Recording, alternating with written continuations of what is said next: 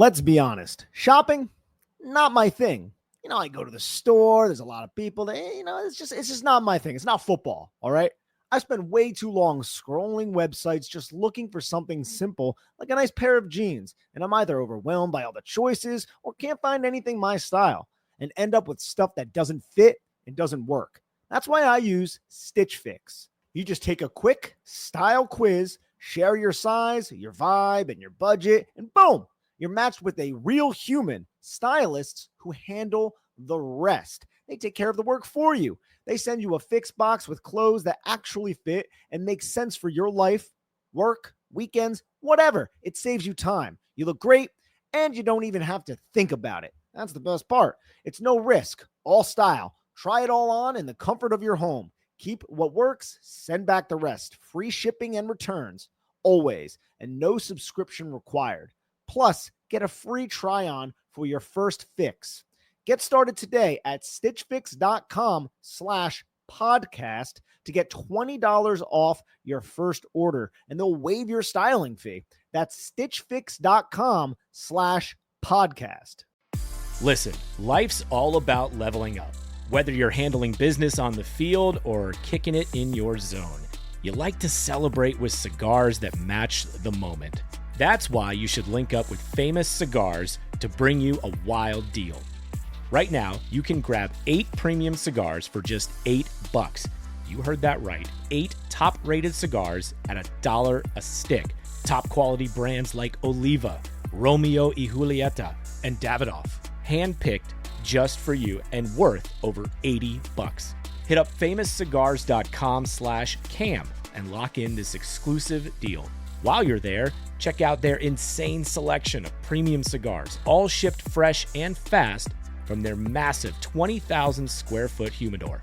That's half a football field. Famous Cigars has been in the game since 1939 and still family owned. So celebrate every win with the folks at Famous. 8 cigars for $8. famouscigars.com/cam. This podcast episode is brought to you by Coors Light. These days, everything is go, go, go. It's nonstop hustle all the time.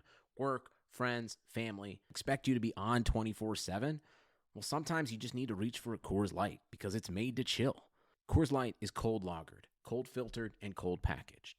It's as crisp and refreshing as the Colorado Rockies. It is literally made to chill.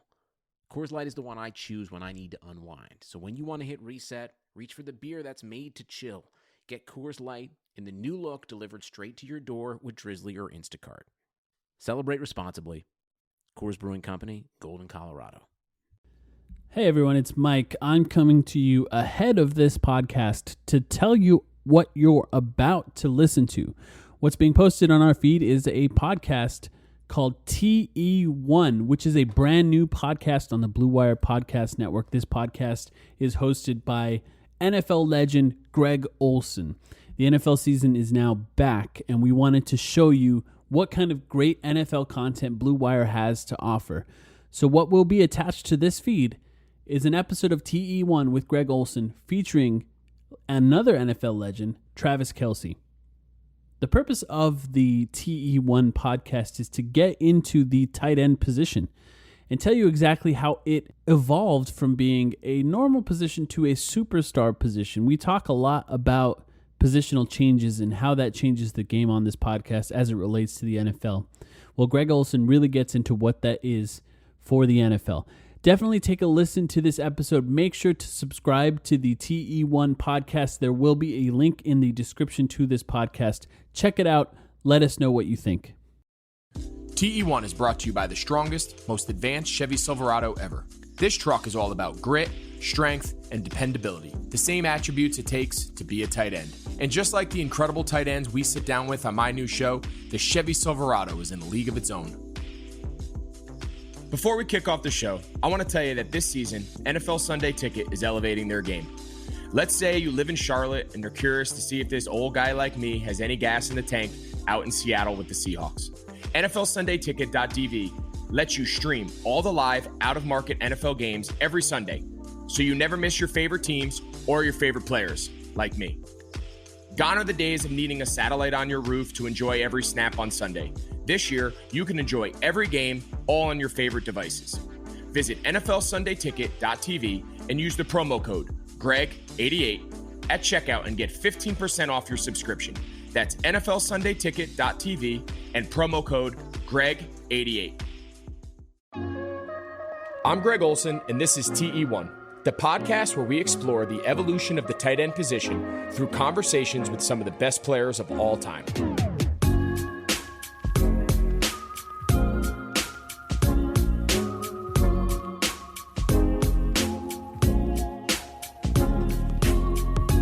Hey everybody, what's up? Welcome back to TE1. I'm your host, Greg Olsen, and today I'm going to be talking to Travis Kelce, the first team All-Pro, Pro Bowl, and most recently the 2019-20 Super Bowl champ of the Kansas City Chiefs.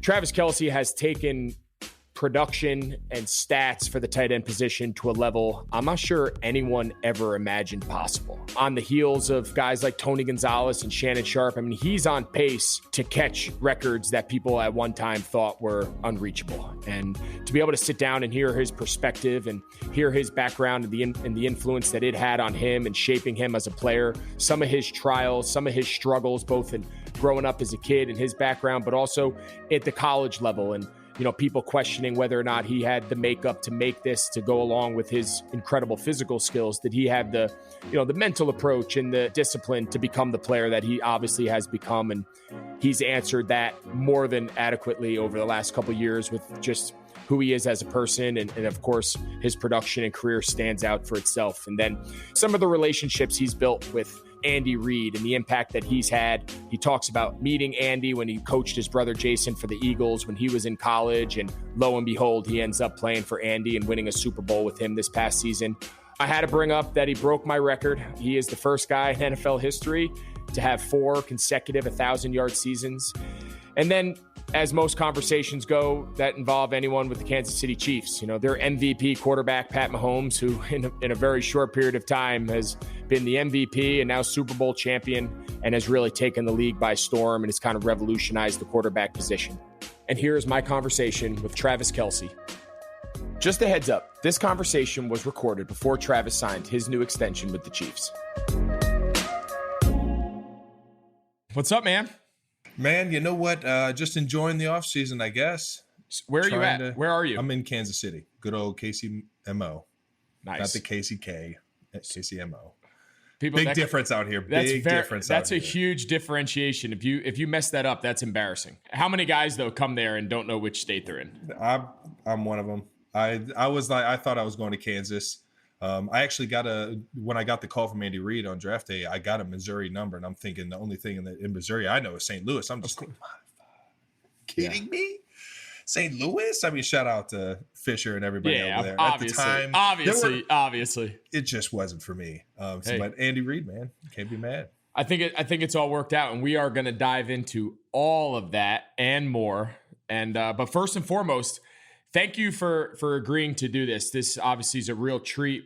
You are the first guy that I've interviewed who came into the league after me. So I'm actually super excited now to get into a more contemporary era of tight ends. I want to go back to, growing up in Ohio, having a big brother that you wanted to be like, following him to college. But first, just talk to me about what it was like. I know you've talked a lot about your father instilling that discipline in you guys as a steel worker, showing you what real work was. Exactly, yeah. And so just take us back a little bit, give us some perspective on where you came from, what your early childhood was like, and what impact that's had on who you are and also who you are as a football player.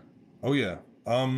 Honestly, so I come from Northeast Ohio, Cleveland, Ohio, Cleveland Heights to be specific. And growing up, I originally grew up my first 5 years of living on this earth. I was in North Ridgeville, Ohio, which is still in Northeast Ohio area, so it's on the west side, but completely different dynamic in terms of ethnicity, social class from where I ended up in Cleveland Heights, which I think is one of the most beautiful places on earth. So it was a very unique atmosphere growing up in the Heights. And me and my brother both got that. And we got it from a lot of different angles because we love sports so much. So, I mean, you talk about it. I mean, everything from soccer, hockey, baseball, basketball, lacrosse, got into football once middle school, high school came around. Always had a racket for tennis. You know what I mean? Just the backyard was a complete sports complex, which I'm sure is not very different than a lot of the brothers out here in the world. But I mean, that's all we did. We competed at every single sport we could possibly compete at. And then it trickled into the video game world. And then it trickled into the playing cards while we're eating dinner. You know, everything was a competition. And what that did was it just built up, a relationship that, you know, I was so appreciative of as a kid, to know that I had a bigger brother, always kind of just making sure that I'm doing the right things, and I'm always getting the upper hand on, you know, the guys when I play in my age groups and stuff. So it's just it was a very cool upbringing. Yeah, I grew up in the Northeast. I grew up outside of New York City in like a typical New York suburb. Both my parents were school teachers. We were kind of middle America, middle class. We had a nice upbringing. You know, we didn't want for a lot. We weren't rich by any means off teacher salaries. My dad was a football coach. But my dad, you know, grew up in some more humble beginnings. And anytime he felt that we were kind of losing perspective a little bit, he would put us in the car and he would drive us up to a little bit more north in North Jersey and take us to his old trailer. And it wasn't a trailer park. It was a single trailer with an outhouse in the middle of the woods. And since, you know, I don't know what's happened to it since then, but, you know, 30 years after he lived there, it had been knocked over and weeds were growing, and you know, it just gave a great dose of reality. And from that experience, growing up in middle class America, to then, you know, you talk about football and sports in general, really just expanding our horizons. Mm-hmm. I go down to University of Miami, kids from all over the country, but, you know, predominantly kids from South Miami, South Florida, just being exposed to different cultures. And people ask me all the time, you know, what was Miami like? The football was great and all that. Well, what was it like, G-Reg? It was very good. We had a lot of fun. We can touch on that here in a second. This is an open forum. I love it. But when people ask me, the best part about it was just being around the guys and being around guys that lived very different lives than I had up until that point, and just really developing friendships and developing appreciation for their backgrounds and their stories and their personal lives. And these are guys that I'm still talk to and are friendly with to this day. And you know, if it wasn't for football, I don't know if I would have ever gotten out of my bubble. I don't know if I would have ever seen anything outside of northern New Jersey. And I'm thankful for that. And I'm thankful, obviously, for the last 14 years of being around some of the most, you know, insightful, intelligent guys from all walks of life. And like you said, those locker room moments, that's what makes it. At the end of the day, that's what we'll remember. Those are the things that I was excited to come back in year 14. You know, and I look forward to developing those new friendships out in Seattle. So let's go back. So you talked about you're playing everything, 3-sport star. But there's a lot of people who think you could have been if it wasn't for your father. He was really the one who talked you into playing football at the next level, right? You wanted to play basketball, baseball. Football was not really at the top of your list. It wasn't. It was, honestly, I think it was something that my brother locked in on, and he ran with it. And I was just kind of sitting there like, well, yeah, I mean, I see how dominant he is. You know, let's give it a try. I got out there, had some fun, had some success, but my real love was always basketball, and baseball was the one that my father was really like, yeah, you know what? I mean, it was always my dad's dream. Swing the bat. And, it's not a bad way to make. It's not a bad way to make a living. It is very it's very cool to think that maybe I could have done another sport, but at the end of the day, I'm glad I chose football, man. It's opened up so many doors for me, so many fun experiences, meeting guys like Greg Olsen. Yeah, right. So you talk a lot about your brother. So your brother Jason, who obviously is a all-pro, one of the best centers in the game, Super Bowl champ. Stud, but a stud. He's just an all-around stud. I'll tell you what. We down at the Pro Bowl, humble brag. I was at the Pro Bowl with your brother, and we had the best time. Like that dude on the bus telling stories, just kind of shooting the shit. Dude, we had such a good time. I remember when me and you used to be around each other at Pro Bowls, and then the last couple of years, I haven't exactly held up my end of the bargain. But the Kelce brothers are pretty much always there. But now he played tight end. He's a center now, but he played tight end. Oh yeah. But you were not a tight end. So he was a backer. He was a linebacker. He played a little running back, H-back type thing. He's just all around athlete trying to find his way on the field. You can tell when he plays center. The guy is unbelievably fast. He gets it, man. He gets it. he gets it. He averaged nine yards a pop on the on handoffs. Well, who's tackling him? Shit. I don't know. So let me tell you. So I've talked to some of the greatest tight ends who have ever played in the last couple weeks. None of them played tight end when they were kids. And obviously you're no different. You were a quarterback really up until your first couple years in college. Yeah.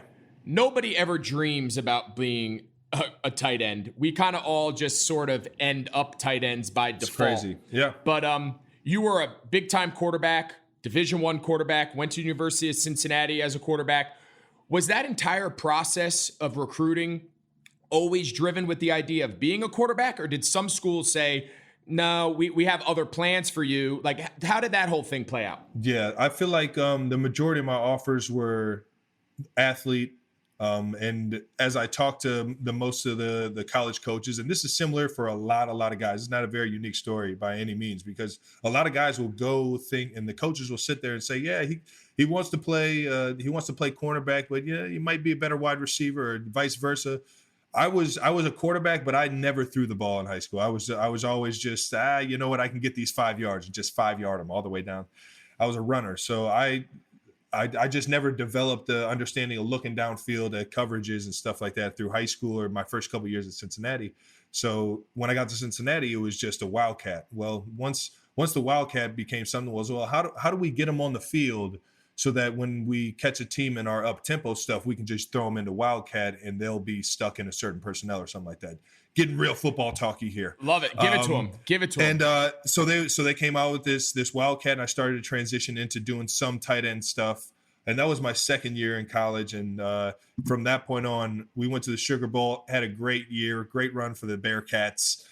Shout out to UC, baby. And you know what? The transition was there. It was over. I was like, you know what? I'm kind of enjoying this tight end a little bit more than the quarterback. The quarterback, I don't want to get into the scrutiny and all that stuff, but I think that there is a certain level of professionalism that you have to demand as a quarterback for your team, for your, you know what I mean? And I'm not saying I'm not a professional by any means, I enjoy myself. I just think that is the best.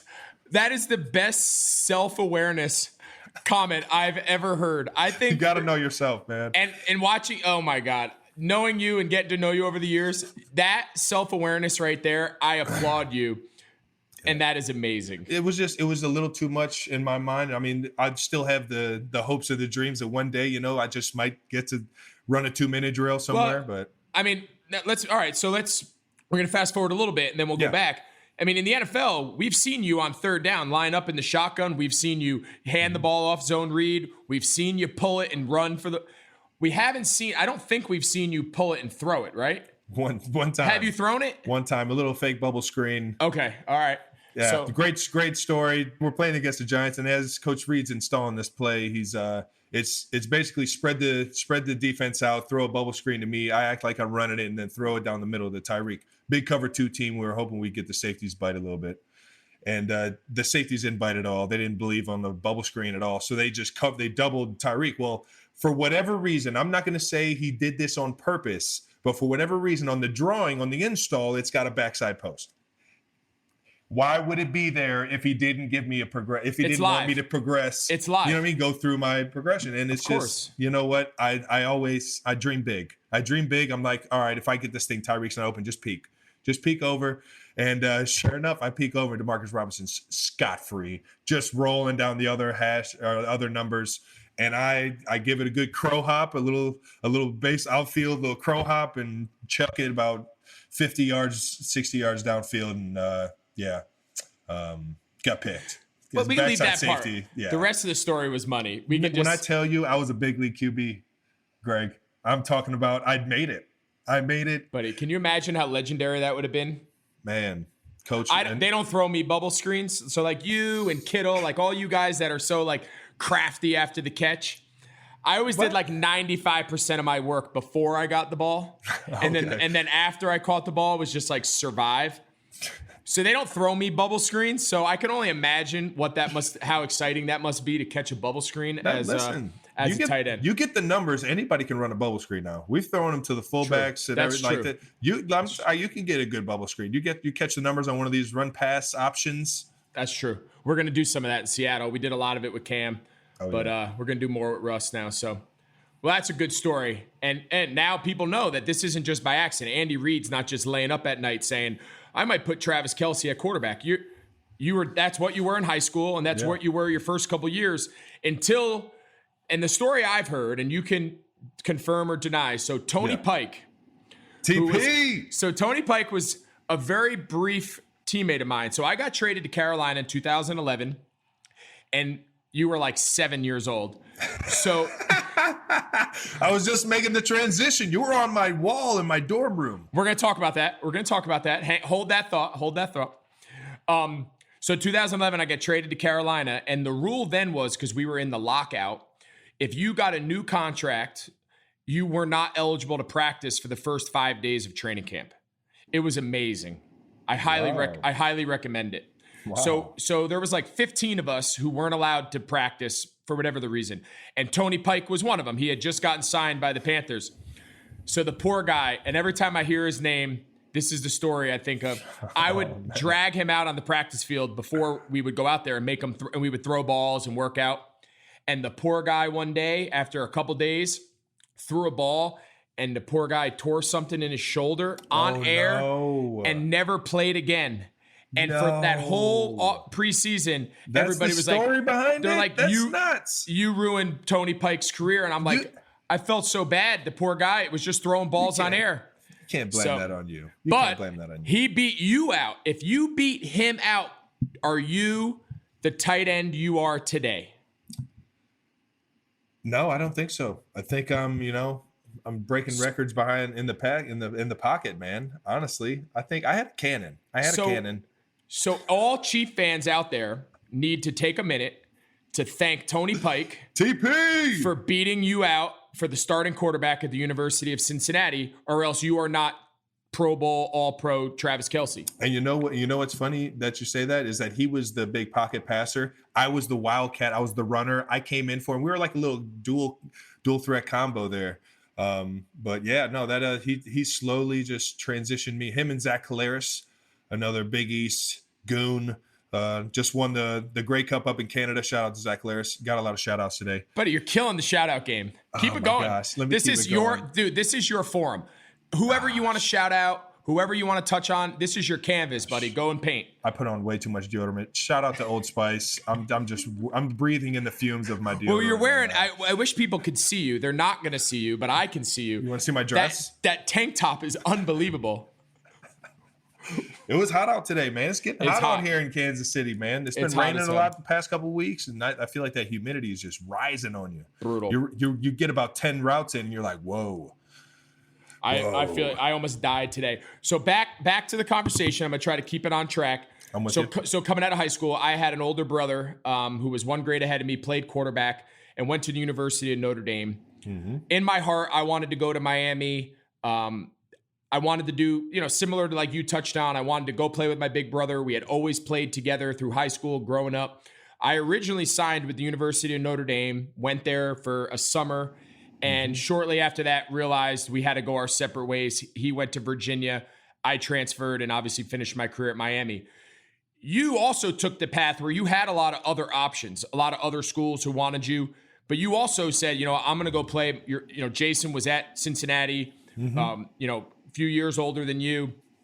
Take us through that process. Like, how important was it for you, your family? Because I know firsthand, there's a lot of pressure to follow in the footsteps for the family. It gives your family one spot to go to see both the boys, or to go see both of us. It gives one team for everyone to cheer for. It's just and on top of that, it gives me somebody I can relate to out here in the world. Going to a new school. I don't know which. I'm a happy-go-lucky guy. I don't know what crowd I would have caught on to without my brother being, the kind of the driver in all of that. I wanted to spend every freaking minute with my brother in college. So it was that. It was the fact that my brother was going there, the fact that I got a chance to play QB, and the fact that they were going to let me dual sport it and play basketball. All right. And that was that. The Big East back in 2007, 2008. That's the Kemba Walkers. It was still rocking in the Big East. Not that it's not anymore. Nova and everybody's still in it, but in terms of the Big East Madison Square Garden tournament, I grew up wanting to play in that tournament, and I had my chance. Now I had a lot of fun, and I got my chance taken away.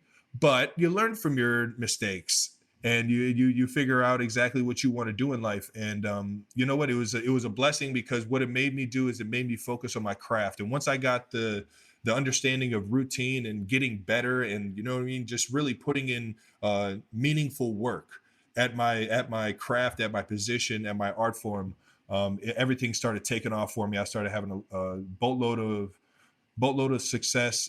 And you know what? We started winning some football games and having some more fun on the field. Well, you took the conversation exactly where I was going to go. Yeah. You referred to it quickly before. We've all had our moments in college that we look back on and we're not proud of. But I do think that sometimes in our most difficult times, I know I look back to some of my both on and off the field struggles of my whole career, have really allowed me to grow to who I am, understand discipline, routine, process, performance, attitude. I mean, there's a million components to it. Perseverance. So you bounce back now. So now you're going into your senior year, which was really your kind of come onto the scene moment, right? For sure. 700 plus yards, 8 touchdowns, really became a guy on the national landscape for NFL teams to really say, all right, this guy, he's had his history, but this guy can play.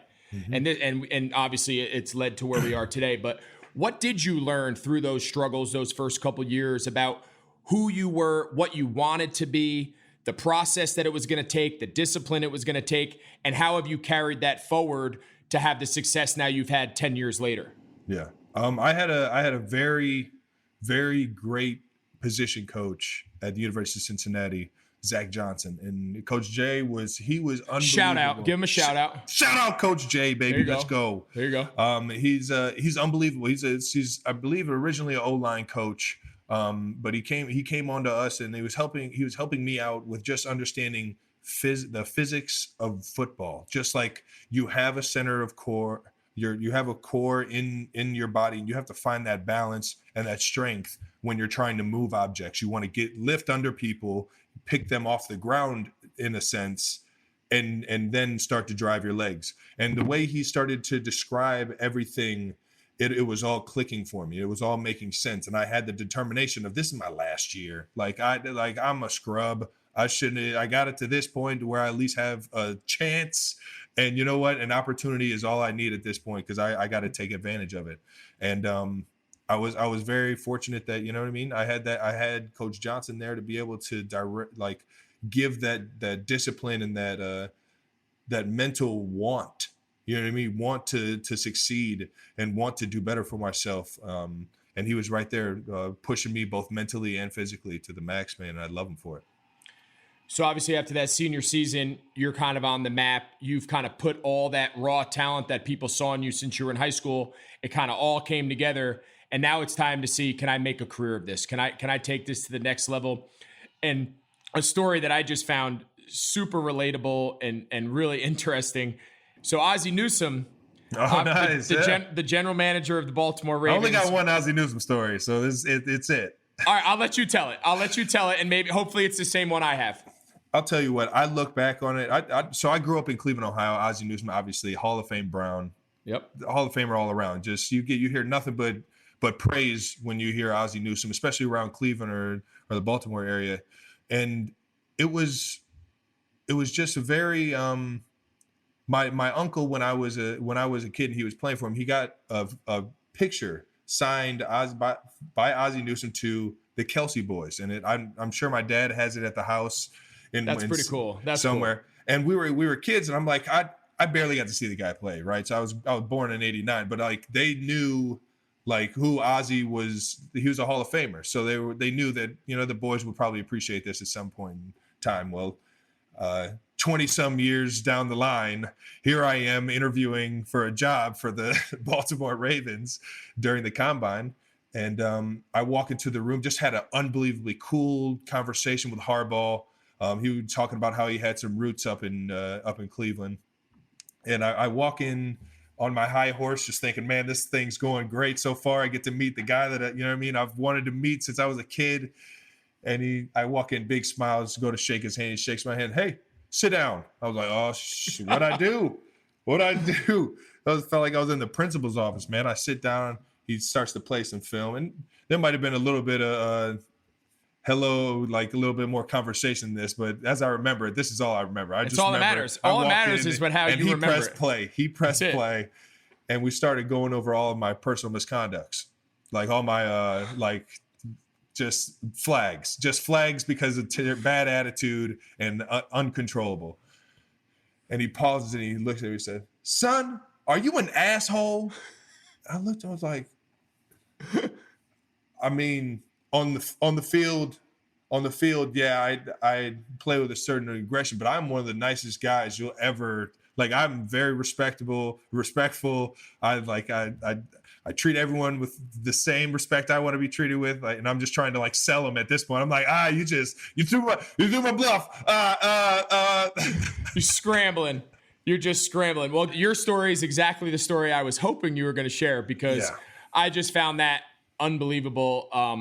Too bad you couldn't have gone and played for him. I'm sure he probably regrets not drafting you. He had a great point. Okay. I didn't leave the room like, man, that was the worst ever. Why would he treat me like I left the room I guess guy had a point. He had a point, man. He's on to something. I got to fix that. My combine memory, really the only memory I have of the combine. Fortunately, he didn't call me an asshole, but it was not a great experience. He didn't call me when he just asked if I was. That's true. That's fair. That's a good distinction. That's on me.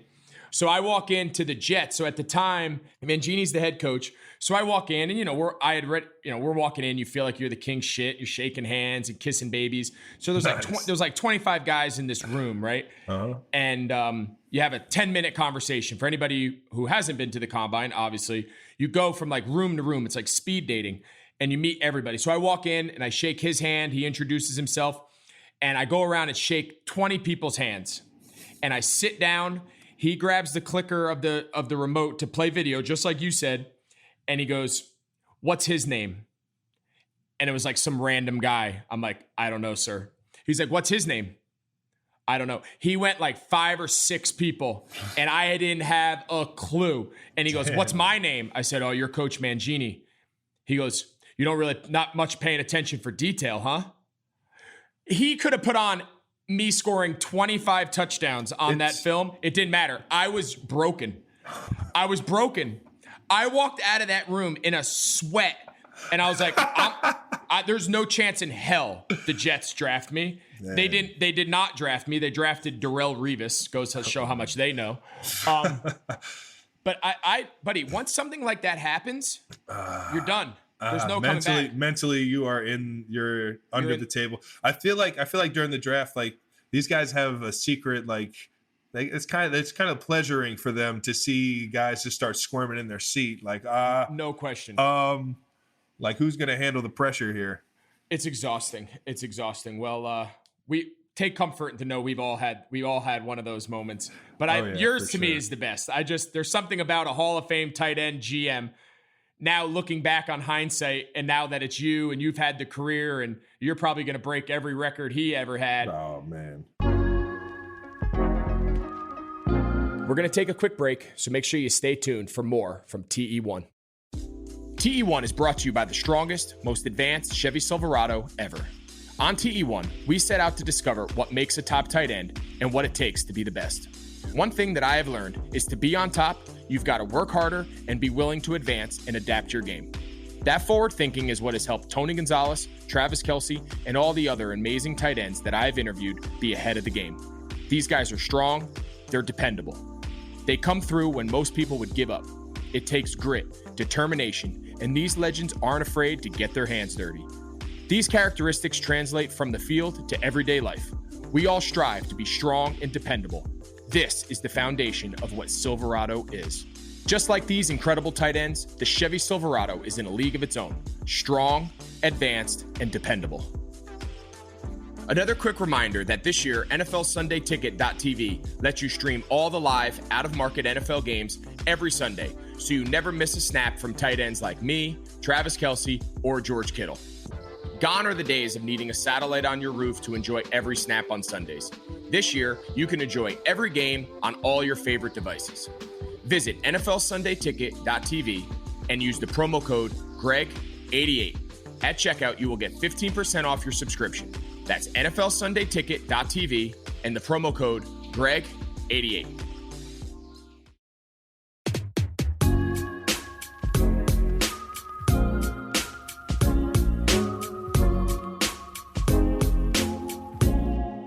All right, so let's fast forward. So obviously, you do not get taken by the Baltimore Ravens. You get drafted by the Chiefs. Third round pick, 2013. Andy Reid is just coming in. Andy Reid has talked a lot in the past, especially leading up to the Super Bowl and even before that, about how he had a lot of confidence in you because he got to know you when your brother was in Philly with him. So when you would go visit your brother, like, were you meeting Andy Reid at practice? Were you around the facility? Like, what was that relationship with Andy Reid before he was your coach? I think it was it kind of, as I started meeting everybody around the facility, just being the little brother in the facility, I kind of, I don't know, everyone just started kind of letting Andy know, like, yeah, he's a good dude. He's a good dude. Yeah. He's got a little temper problem on the field. He's a good dude. And then I finally got to meet him because his son played at Temple. Okay. So when Temple would join the Big East my senior year, we played actually at Lincoln Financial. Right. Yeah. So as we're playing, I'm leaving. I'm going to say goodbye to my brother in the tunnel, and he introduces me to Coach Reid, and I'm like starstruck at this point. I'm like, the Walrus! Oh shit! It's Andy Reid. So I shake his hand. We start talking about football a little bit, and after that, it was I didn't hear from him at all, like during like the combine and anything like that. So it was. I guess we had one of the meetings that you just were mentioning.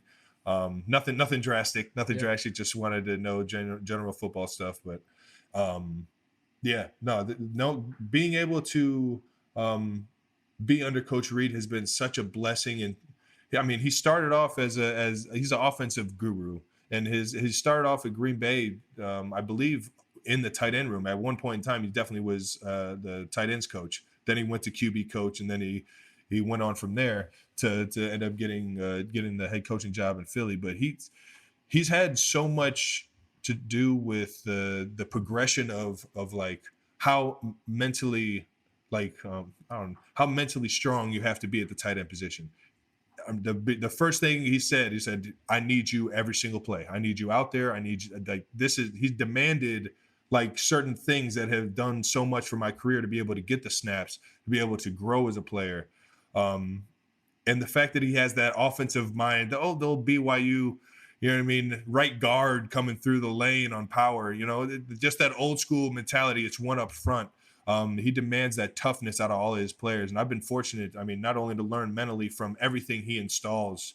I'm listening to when he's installing plays for the running backs, the wide receivers. You know what I mean? Just you never know with Coach Reid. He puts guys everywhere. So I just so grateful to be able to grow under his offense and play for his team, man. Yeah, when you guys come in for a Wednesday, so Wednesday's like the first and second down. For those listening, you have Monday, you come in, watch tape from the game before. Tuesday we'll have off, and then Wednesday's really the first big install, especially with the passing game.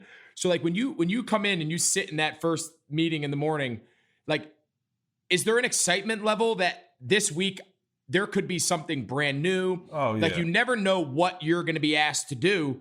That's got to be super exciting. And for a guy like Andy Reid, who's kind of has that reputation of he's just going to draw stuff on the board, he's going to kind of spitball until he kind of formulates his game plan, to be one of his main weapons, that's got to be super exciting coming in and saying, I wonder what they have in store this week. Like I said, I've been so fortunate. He's put a lot of trust in a lot of guys on the team, but I'm not saying any more than myself, but I'm just thankful for how much trust he's given me in this offense to be able to run these kind of routes that typically aren't ran by tight ends split out. And on the flip side, I have a lot to appreciate for Andy Heck. Not as much Andy Reid, but Andy Heck's the run game coordinator, and him and Eric Bieniemy in terms of making sure that the strength of the run game matches the strengths of the blockers, the people around him, splitting it out, knowing that I'm split out, running a lot more routes out there. splitting me out isn't just an indicator to pass. Now it's an indicator to, they might run it or run the pass option out of it. So just being able to understand creatively where the coaches are going with it, you can get excited every single week about that. Yeah. I mean, especially if they're dialing up stuff to where you're putting up crazy numbers every week, you know? Oh man, there's it's nothing fun. better. There's nothing fun, better than like being in that role where you just know, and each week it's like, give me more, challenge me more. What else can we do? And you're watching other guys, you're stealing stuff. I had a routine every Thursday.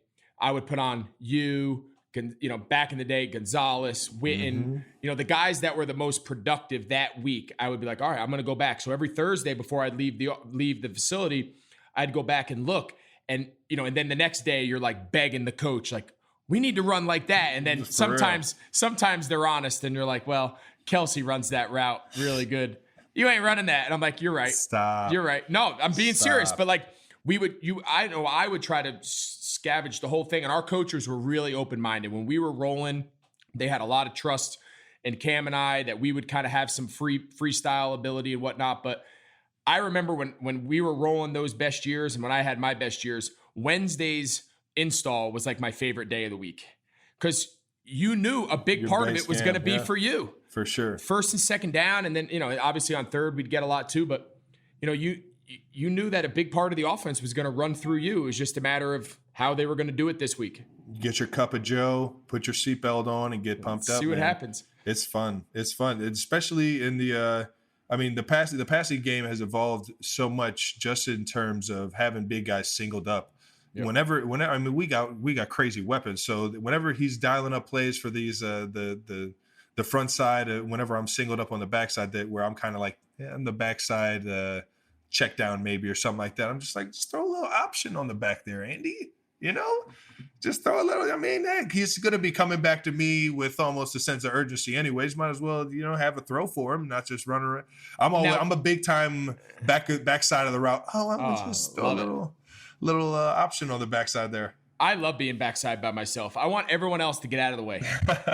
I hate when guys are in the way and all that. Just you guys go on that side. You run your 3-man concept, and I'll be back here by myself. Just don't send anybody over here. Man. Now, when you bring that to him, is he pretty receptive? Like you've probably earned his trust that now. I don't think it's ever really it's never changed that week. Okay. Like it might go down the road. He might let's give it a try right here. But he's like, I got this. I'll make the plays. You run the routes. Yeah, I don't think that's throw probably it at him too much. I think that's probably fair.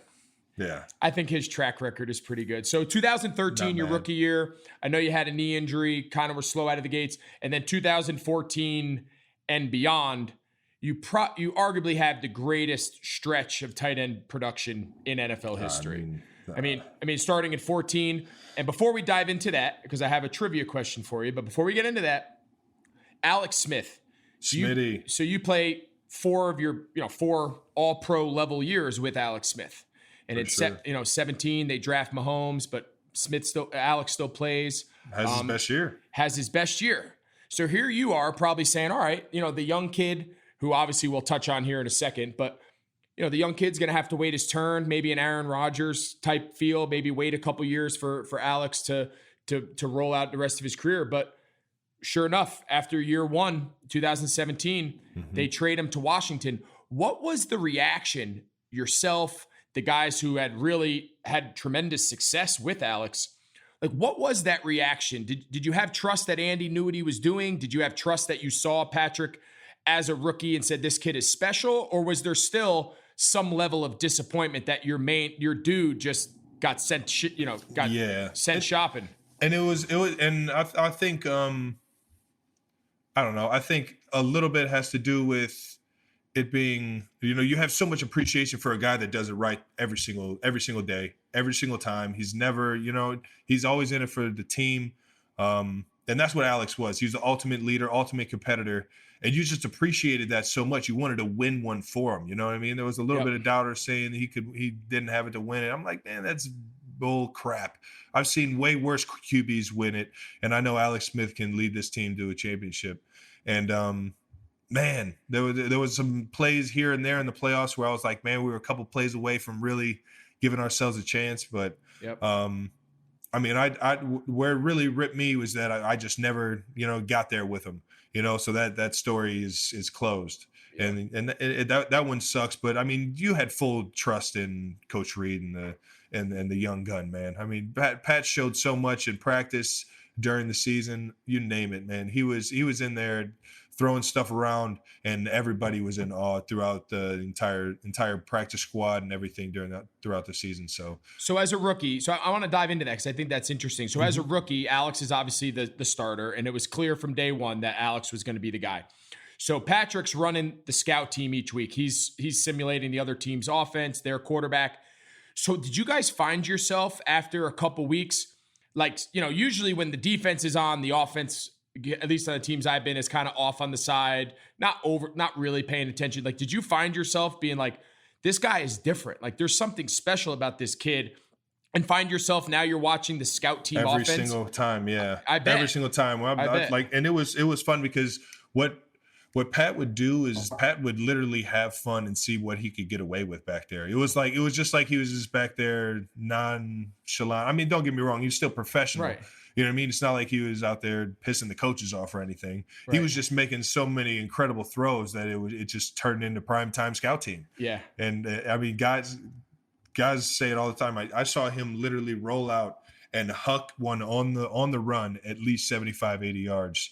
And when he did that, I mean, it's like the first or second play of a 2-minute drill. You know what I mean? And we start back at the 20, and he's just rolling out and just hucks it touchdown 2 minutes over. Yeah. Drives over, and it's just like, this dude can wing it anywhere at any time. And I think it's important for people listening, the context of that. So when you're running scout team quarterback, they're literally, the coach is just holding up a card with like diagrams. So if you're the quarterback running the other team, there's not a ton of detail. The routes are drawn. They kind of give, all right, here's the protection. They kind of use your own verbiage. Here's the protection for the O-line. Yeah. We're going to try to throw this to the X. That's Julio Jones or whoever that is. But once the huddle breaks, those guys can really do whatever they want. I mean, you could run around. It's not like a set play because you're just running a simulated play on a piece of notebook paper. Yeah. And then to see him the last 2 years almost play like that in real life, I can only imagine what it must have been like when he was running fake plays in practice. Yeah. I mean, he's been doing the whole, left-handed throw behind the back, like little stuff like that, just messing around, being a football guy and having fun on the football field. But he takes the game so serious before we even install a single play by Wednesday. Like, I'm talking notebooks filled, chicken scratch, but filled, just absolutely filled of just, I don't even know. I call it the special book. That's amazing. So you're having this incredible success. I told you I had a trivia question for you. Okay. So you are the first tight end in NFL history, 4 consecutive seasons over 1,000 yards. Okay. Who were you tied with and then eventually broke? Who was the record holder? Just in case anybody wants to know. I feel like he's a New York kid. Who is he, man? I don't know. I mean, it's not important. In college, I remember he transferred from Notre Dame to Miami. You're close. Dude. You're close. Are you kidding me? As soon as you hit that mark, I was like, oh, I got a chance to break that one. I got a chance. I thought I was going to get 4-2, and then my season broke along with my foot. But I remember texting with you that night, and I mean this genuinely. Like I was joking around about that, but I remember genuinely, like, that was something that when I got my third year in 2016, 2015, we went to the Super Bowl. Then obviously there was that letdown from losing it. And then that was like a big motivation for me to like hold that level. And there was talk that no one had done 3. Yeah. Getting that third one, like, it represented everything that I had tried to have my career emulate, right? Consistency, be productive, be reliable. I was never the flashiest, but like, just try to be the guy that was there every day. And then I remember when you got your third in 2018, I was like, you know what? Like, I had watched you so much. You were one of the handful of guys that every Thursday I would put on all their targets and just see like what he was doing. And the reality is you were doing stuff in the passing game that no one else was really doing. Other guys were productive. Mm-hmm. There was production, but they weren't running the routes you were and the shakes, in the red zone, really sitting on that foot and crossing face on those. most tight ends weren't running routes like you. And I remember I was like, you know what? Barring something crazy happen, Kelce's going to get 4 in a row. And I remember texting you the night I knew you were close, and I checked after the game and I knew you broke it. And I remember texting you, and I was just like, if any guy is going to set that bar, like, I'm just glad it was you, because I just feel like you, production-wise, there's other guys, Kittle, we can talk about all that, but your style of play at tight end, in my eyes, is very unique. And I think it's awesome. I think it fits your team. I think it fits your quarterback. And you've had arguably the greatest 6 or 7 year run that anyone at the position's had. So a little pat to myself, but mostly I was thrilled that you were the guy that got that for sure. I jokingly say I had my eyes on that thing, but you got to be so fortunate, especially in this game and at this position, a position where you're demanded to be everywhere on the field and do everything. A lot of wear and tear, a lot of mileage at the tight end position. You got to be fortunate to stay on the field to get that opportunity, and on top of that, to have these plays ran for you, or you know what I mean, called for you. Yep. And that's where there's so much that goes into it. And we just mentioned Kittle, Ertz, another guy. There's so many guys. And then there's guys that you just wish that, you know what I mean? Oh, why don't they just give him another few targets here and there, man? The guy's got sauce. Like a Darren Waller, a guy, out in Oakland right now. Yep. Another Golden Domer. Yep. Up in Minnesota. Yeah, Kyle Rudolph. Yep. I wish he would get more targets, man. I do too. That offense over the years has been kind of a run offense, under center, nakeds, play action, but he's a really good player. I think, and again, I'm probably biased because this is the era that we're all playing in, but in talking with, even a lot of the old Hall of Fame legendary guys that I've had a chance to talk to over the last couple of weeks, they were kind of isolated, unique animals in their day, right? They had 1 or 2 competitors that they would kind of jockey with for all pro or for yardage leaders. In the last 5 to 8 years, there's been a lot of guys. You just named them yourself, Kittle, Gronk now being back, Waller jumped on the scene this year, Jimmy Graham, Zach Ertz. And the one thing all these teams have in common is those are all some of the best teams in the league. Mm-hmm. Yeah, you can argue it, man. I think you might have jumped it off, but they started naming past Super Bowls, and it's like, man, every single one of them had at least there was at least one team. In a lot of instances, there were 2 teams out there that had great tight ends, or tight ends that had a lot of production. Yep. And controlling the middle of the field, man, messing and being able to tie that in with passing game, run game, just the middle of the field has to be dominated. And the tight end position it's undefeated, man. It's a mismatch anywhere on the field in my mind. Yeah, you just touched on it. You're a natural segue. Your segue ability is off the charts. You must have my notes. Obviously, this last Super Bowl, of course, you guys were Super Bowl champs. You culminated an unbelievable season with the Super Bowl. Arguably the 2, probably not even arguably, unanimously the best 2 tight ends in the NFL today match up in that game. It was a huge story, huge storyline all throughout the week. I was part of the pregame coverage, and me and Tony Gonzalez spent 4 days just breaking down you and Kittle and why you guys were so important. We all know that part. The part everybody is dying to know, because I didn't get to experience it. My one Super Bowl appearance was miserable, and we lost, and it was not fun. But you, on the other hand, you got the enjoyment of the after party and the parade and the fun. Like the game we all watched. What was it like to win that Super Bowl and everything that came from that point? Man, it's like walking up the tallest water slide and just jumping and just riding that wave, dude. Just hands up and all, just, it was an absolute blast. To the moment we got down there in Miami, how everyone treated us, the hospitality to when the anthem goes off, the Chiefs say Chiefs at the end of the national anthem, and you could feel how many Kansas City fans were in the stadium, and it meant so much. It built up the the tension and you wanted to win it that much more, you know, and not that you didn't want to win it like the most already, you know what I mean? It just keeps adding to it.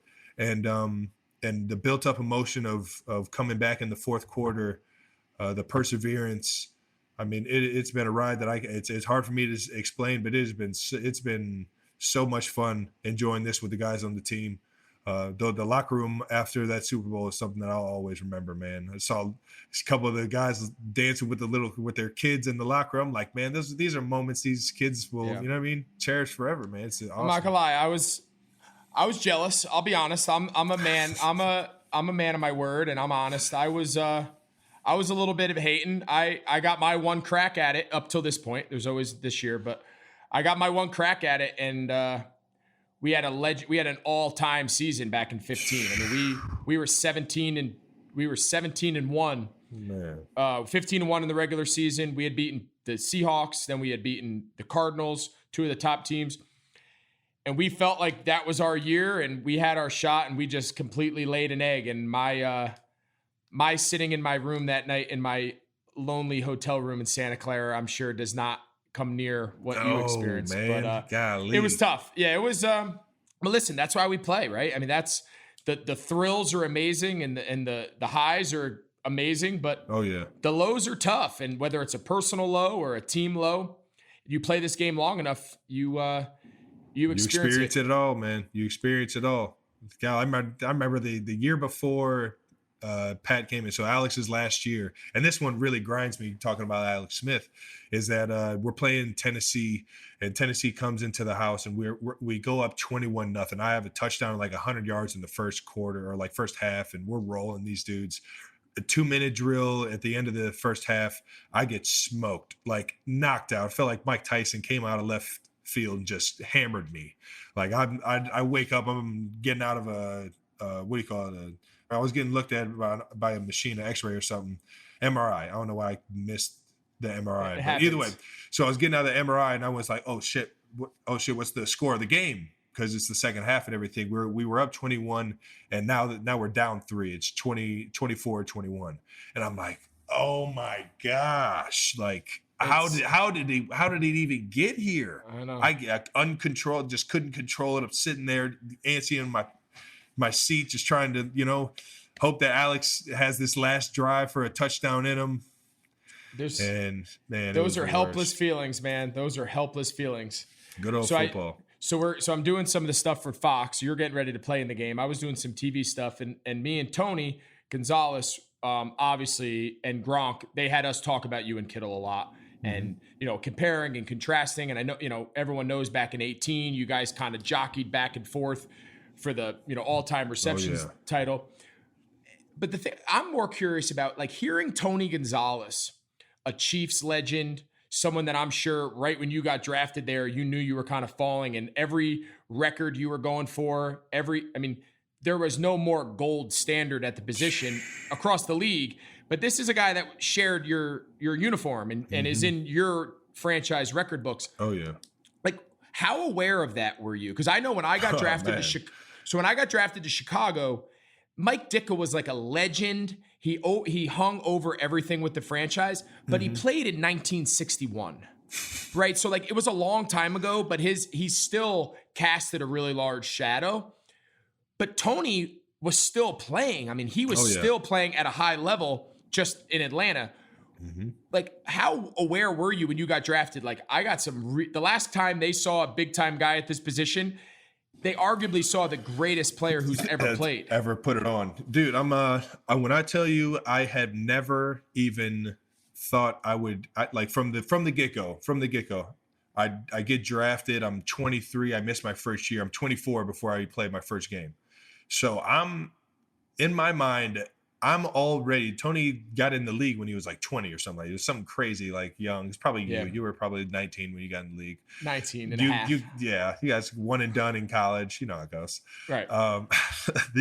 So I'm 5 years back. I'm like, at least I'm 3 to 4 years behind schedule already. So I'm like, there's no chance for me to even catch this guy. Let me just be the greatest I could be now. You know what I mean? But if I'm going to wear the same uniform, I got to learn from this dude. I got to figure out, why is he this great? What makes him this great? So I went out and I went straight to the film room my first or second week in. And I got from 2002 from 2003 to 2008 or 9, all Tony Gonzalez film, all tape. And I'll tell you what, it was a pleasure watching Priest Holmes and Larry Johnson as a dual threat. Those were some dudes right there. Those are good names. Yep. Those were fun. Shout out to those guys. Shout out. So we're setting an all-time podcast record for shout outs. I got so many left. I love it. We're not done yet. Keep going.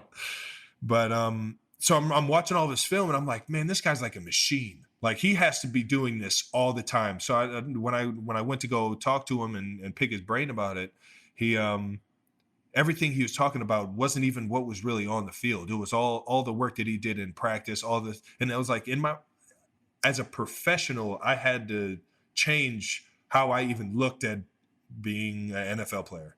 Because I'm thinking NFL player, and I'm just playing football, and now I got the bucks to do it, to have some fun.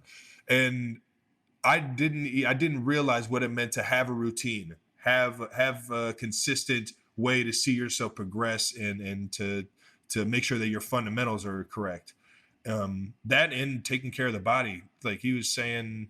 I mean, there's legends that he only ate fish and didn't do red meat and was this chiseled Gonzalez, just a beast of a beast, man. But just that in the 100 catches before practice. So what I got from TG was that there was so much that he did on the field that he had already been practicing, and he had been through so much of it through practice, through just visualizing stuff coming together, that, you have to be this type of professional to have success in this league. Yeah. And obviously you have one of the best, if not the best guy to not only learn from across the league, but to share the same franchise history with is pretty unique. So, the guy that you just talked about he holds every single tight end record. His production is insane. Yeah. And I'm a big believer that as selfless and as team oriented as guys are, and all that being said, I do believe that there is a sense of pride and ego in all great players. Mm-hmm. I put myself in that category, and not all the time I'm proud of it. So I'm going to put you on the spot right now. When you take a look, and I'm sure we've all done it, I know I've looked. When you look at where you are and what you've been able to accomplish in 7 years, and you see guys like Tony and Gates and Witten and Shannon, and you start seeing that list in the back of your mind, are you saying, if I can do this for a few more years, like, I can see myself on that list with the all-time greats? Like, does that motivate you? Like, I know when I got later in my career, I'll be honest, it motivated me. It still does. Yeah. Have you taken a second to realize in 7 years how much ground you've made up? Yeah, no, I feel like, without a doubt. I mean, I've always, heck, I've grown up and told, don't play the game unless you want to be the greatest. That's just the mentality that my father and the culture that I grew up playing sports around. So that mentality of being the greatest and wanting to be the, at least in mentions with the greats, being on that Mount Rushmore per se, but it's just, I didn't get here trying to chase it. No, you know what I mean? It just kind of happens. You don't get there with the mentality of, oh man, I got 100 yards this game and 100 yards this game that I can get closer to, getting over 1,000 this year.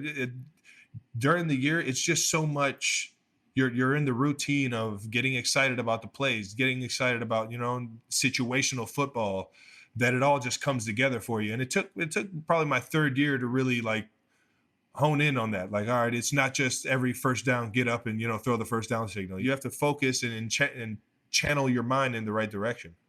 And and to that point, there's so much that goes into it, right? And some of it's in your control, some of it's in our control, but there's also a lot of parts about our position that are in other people's control, and being in the right place, being healthy, having the right, that was my way of just making sure, because I went back and looked where you stand. Mm-hmm. But the guys that you're up with production-wise played as long as I have. you are only going into your 8th season. Yeah. Is that right? Going into 8. I mean, you have a long way to go here. And obviously everyone wishes you nothing but health and success, but there's no reason that as long as things continue to go well, and knock on wood, I want to see you chase those records, because I think if anyone has that ability, you might be I don't know if anyone ever thought Gonzalez would be within reach, and you have a long way to go. Don't get me wrong. But if anyone can do it, you've gotten off to, I think, as great a start as anyone could imagine. Kittles is right now. Yeah, it's true. He's just murking those numbers, which I'm so happy for that dude, man. He's such a good dude. And he's way younger than us. I mean, way younger. I finally started clicking by my 3rd year in the league, and it's been clicking for him for about 3 years now. Hopefully he resets the tight end market for all of you guys. Man, he is about to break I it. hope he makes $1 billion. Let me tell you, man, this was awesome. Well, man, I'll tell you what, every time we've been together, whether it's been at Pro Bowls or doing one chip challenges, this conversation, always, whether man. It's been a text, I got a ton of respect for you, man. You're fun to watch. You're a great dude. I've always enjoyed being around you, watching you, texting with you, chatting with you, and for you to come on and be a part of this story, the story of the evolution of the tight end, who you've now, brought it to a level that I don't know anyone really ever could have imagined, has been really cool for me. And I hope you enjoyed it. And I think everyone's going to really enjoy having your perspective as we kind of lay out this history of the position. Definitely, man. I appreciate you doing this, man. Getting everybody a little educated on the tight end world, man. It's a tight-knit family, baby. You're always one of the greatest in my mind, man. Thanks, You're bro. Always, forever. I appreciate it, buddy. It's good talking to you. Stay safe. And I'm sure we'll cross paths this season. All right, G-Reg. See you, buddy. So as we've entered this modern NFL landscape, the personalities of these tight ends have really come out. And Travis Kelce's got to be at the top of that list. He's a fun guy. He loves life. He loves to live it to its fullest. And as good of a player he is, he's as fun and as energetic and as good of a guy. He's somebody I've enjoyed getting to know over the years as our careers have overlapped. I've loved watching him from afar, and that was as fun a conversation as we've had during this entire series.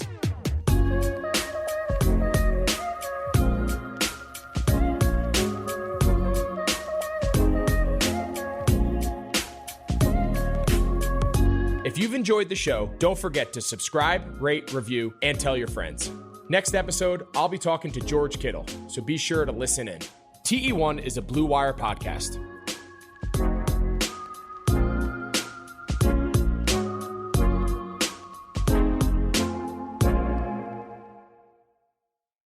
Sugar Ray Leonard, Roberto Duran, Marvelous Marvin Hagler, and Thomas Hearns. Legends, whose four-way rivalry defined one of the greatest eras in boxing history. Relive their decade of dominance in the new Showtime sports documentary, The Kings, a 4-part series premiering Sunday, June 6th, only on Showtime. This episode is brought to you by Ro. Confidence is everything. Women can sense it, and trust me, they love it. But if you're in your head worried about performance, that swag, unfortunately, gentlemen, it's gone. Ro Sparks keeps you ready. When the moment hits, you can step up like a superhero and handle your business. No doubt, just confidence. Fellas, Ro Sparks gets you ready fast, dissolving under your tongue and working in 15 minutes on average. No waiting, no missing the moment, plus it stays active up to 36 hours. So when the mood hits, you can go back to back to back, round after round after round. Ro connects guys with medical provider 100% online, so there's no awkward conversation with in-person providers. Go to ro.com/sparks to see if you qualify. If prescribed, new sexual health patients gets $15 off Sparks on reoccurring plan. Connect with the provider at ro.co/fourth to find out if prescriptions Ro Sparks are right for you. That's ro.co/fourth for $15 off your first order. If approved, treatment ships directly to their door. Compounded drugs are permitted to be prescribed under federal law, but are not FDA approved and do not undergo FDA safety, effectiveness, and or manufacturing review. For full safety information, go to ro.co/safety info.